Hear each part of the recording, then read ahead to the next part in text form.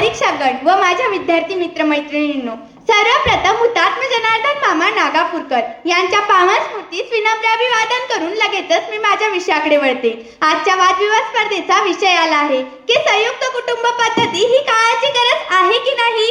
तर विद्यार्थी मित्र हो, संयुक्त कुटुंब पद्धती ही काळाची गरज कशी नाही या बाजूने मी माझे मत मांडणार आहे. आताच माझ्या मैत्रिणींनी सांगितले की खरे सुख व आनंद मिळत असेल तर तो संयुक्त कुटुंबातच, जिथे आपल्या भावनांना सुद्धा मोकळी वाट करून दिली जाते असे ती म्हणते.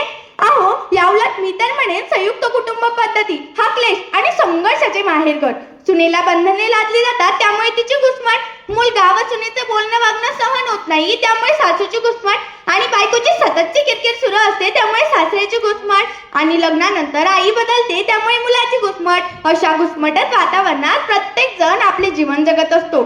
प्रत्येक सदस्याला त्याच्या खाजगी जागा व एकांत मिळणे कठीण होऊन त्यांच्या विचारांमध्ये आवडीनिवडींमध्ये भिन्नता येऊन संघर्ष निर्माण होतो. आणि म्हणूनच मी म्हणते की संयुक्त कुटुंब पद्धती ही काळाची गरज नाही. आताच माझ्या मैत्रिणीने संयुक्त कुटुंब पद्धतीचे महत्व विशद करताना लाखो वर्षांचा इतिहासाचा दाखला याचे महत्व विद्यार्थ्यांना समजून द्या असे सांगितले. अहो, याउलट मी तर म्हणेन इतिहासाची पाने चाळत बसण्यापेक्षा स्वतःच्या हिमतीवर इतिहास बदलून दाखवण्याची धमक ठेवा. अरे स्वप्नांची मालिका उभी करण्या तूच आधार हो स्वतःचा. अरे स्वप्नांची मालिका उभी करण्या तूच आधार हो स्वतःचा. स्वावलंबी हो जीवनभर, मग बहर येईल तुझ्या जगण्याचा, मग बहर येईल तुझ्या जगण्याचा. आणि विद्यार्थ्यांच्या बाबतीत काही बोलायचे झाले तर त्यांना कुठे संयुक्त कुटुंब पद्धतीचे महत्व पटवून देता. संयुक्त कुटुंब पद्धतीमुळेच त्यांच्या विचारांवर, आवडीनिवडींवर प्रौढाचे नियंत्रण येऊन आत्मविश्वासावर परिणाम होतो आणि प्रगतीत अडथळा निर्माण होतो. आणि म्हणूनच मी म्हणते की संयुक्त कुटुंब पद्धती ही काळाची गरज नाही असे माझे ठाम मत आहे. आताच माझ्या मैत्रिणींनी सांगितले की संयुक्त कुटुंब पद्धती ही वर्षानुवर्ष चालत आलेली आहे. परंतु मला माझ्या मैत्रिणीला सांगायचे आहे, अगं बाई, तू हे कशी काय विसरलीस की परिवर्तन हा काळाचा नियम आहे. त्यानुसार आपणही बदलले पाहिजे.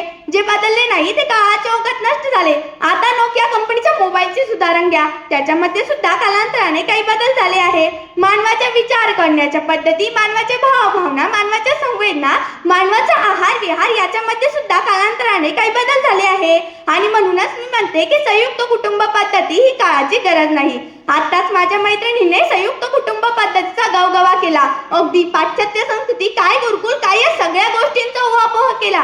पण मला सांगा, आपण मुक्त अर्थव्यवस्था स्वीकारली, व्यवसाय, उद्योग, शिक्षणाच्या क्षेत्रात प्रगती केली आणि जर आपल्याला या जगाच्या बरोबरीने टिकायचे असेल तर जुन्या गोष्टी सोडून द्याव्या लागतील. आपल्याला जर गुरुकुल पद्धतीवर अवलंब राहायचे असेल तर आपण ही जागतिकीकरणाच्या स्पर्धेत टिकू शकणार नाही. आणि म्हणूनच मी म्हणते, ज्याच्या त्याच्या कौशल्यानुसार, बुद्धिमत्तेनुसार त्याला स्वतंत्र राहू दिले पाहिजे. अनेक भारतीयांनी आपल्या बुद्धिमत्तेच्या जोरावर इतर देशात आपला ठसा उमटवला आहे. याचेच उदाहरण म्हणजे सुधा मूर्ती यांचे जावई ऋषी सुनाक हे इंग्लंडचे पंतप्रधान झाले. ज्या देशाने आपल्यावर 150 वर्ष राज्य केले त्या देशाच्या उच्च पदावर ते पोहोचले. आणि मग मला सांगा, तेच जर संयुक्त कुटुंब पद्धतीला चिटकून राहिले असते तर एवढी प्रगती करू शकले असते का?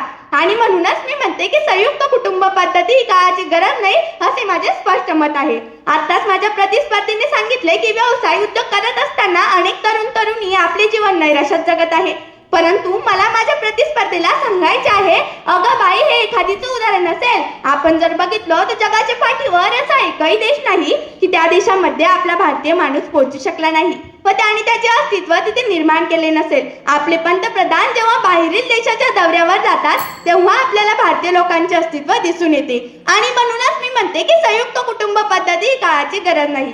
आताच माझ्या मैत्रिणीने आजी आजोबांचे उदाहरण देऊन सांगितले की त्यांच्याकडून आपण भरपूर काही गोष्टी शिकत आहोत. मुली टीव्ही व तंत्रज्ञानाच्या आहारी गेलेले आहे. परंतु मला माझ्या मैत्रिणीला सांगायचे आहे, अगं बाई, आपल्या हवेचे ज्ञान आपण तंत्रज्ञानाच्या माध्यमातून घेऊ शकतो व आजी आजोबांना सुद्धा त्यांच्या गरजेची माहिती देऊ शकतो.